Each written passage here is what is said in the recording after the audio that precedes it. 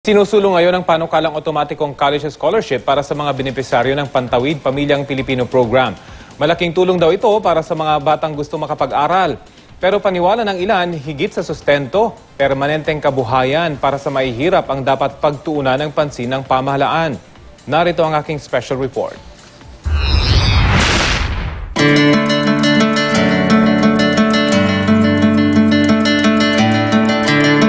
₱60 kada araw ang baon ng first-year college student na si Andrew. ₱40 inilalaan daw niya sa pamasahe, habang ang natitirang ₱20, pinagkakasya raw niya sa pagkain at gastusin sa eskwela. Pero sa dami ng mga school project, madalas wala na nga raw siyang natitirang pera para makabili ng pagkain. Pag sa kantin po, medyo mahal yung presyo ng pagkain. Ginagawa ko na lang po, nagbabaon na lang po ako ng kanin, tapos doon po ako makain. Kaya naman malaking tulong daw sakaling maipatupad ang panukalang batas na magbibigay ng otomatikong college scholarship sa mga pamilyang benepisyaryo ng Pantawid Pamilyang Pilipino Program o 4Ps. Sa ilalim ng the 4Ps Automatic Scholarship Act, makatatanggap ang estudyanteng naka-enroll sa kolehiyo ng ₱1,000 kada buwan. Habang ang mga kumukuha naman ng vocational course, makakatanggap ng ₱800 kada buwan. Siyempre po, pabor po, kasi napakalaki pong tulong nun eh. Yung yung buwan na lang pong pagbibigay nila, malaking tulong na din po para sa pinansyal po namin. Pero higit sa buwan ng sustento ng gobyerno, ang panawagan ng pamilya, pirming kabuhayan para makaagapay sa araw-araw na pangangailangan. Sa ngayon kasi, tanging ang makinang ito na ginagamit ni Nanay Cheryl sa pananahi ang bumubuhay sa mag-anak. Ito po makina, nare-renta ko dalawa. Ito pong isa 600, yung isa 900. Ay, yung isa 300, bali 900 po monthly binabayaran ko. Kaya lang po siguro kami minsan nakakaraos. Pagbibigay ng kabuhayan din na nakikitang solusyon ng Kabataan Party List na pangmahaba ang solusyon para makatapos ng pag-aaral ang mga mahihirap nating kababayan. Tutol ang grupo sa PPP program. Sa halip ang pagtatayo ng paaralan at mas mataas na pasahod sa guro ang nais nilang bigyang pansin ng pamahalaan.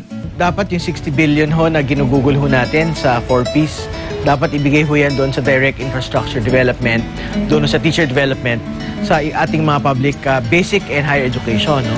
Yung sabihin, tingin ho natin, it would make certain that talagang long-term po yung epekto ng ating paggugol ng pondo, imbes ho doon sa talagang nasasap agad na pondo sa pamamagitan po ng subsistence allowance.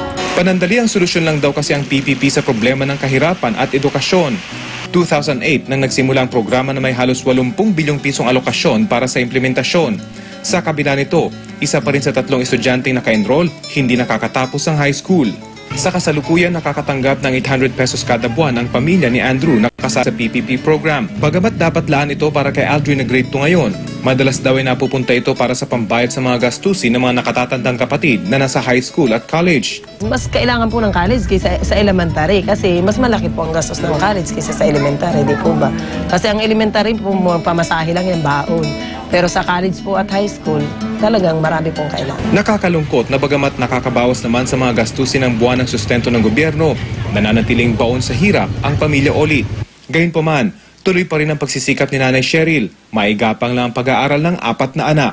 Para ma'am, siyempre, makaahon sa kahirapan. Saka kumbaga, sabi ko nga po sa mga anak ko, hanggang kaya kong igagapang ko, gagawa ng paraan yun. Sa mga scholarship mo, talagang tinatarget namin kasi hindi naman po sila makakapag-aral pag walang scholar. Kasi nga po, di ba, yung kasabihan po natin, yung pag-aaral po, yung edukasyon na lang po yung may bibigay sa atin ng magulang natin na hindi po mananakaw ng ibang tao. Kaya po yun po yung parang papahalagahan ko po. Yun na lang po yung ibibigay sa akin ng nanay ko. Kahit po yung mga material na bagay po, hindi po sa akin may bigay. Basta po meron po yung edukasyon na binigay nila sa akin na pinagpaguran po nila.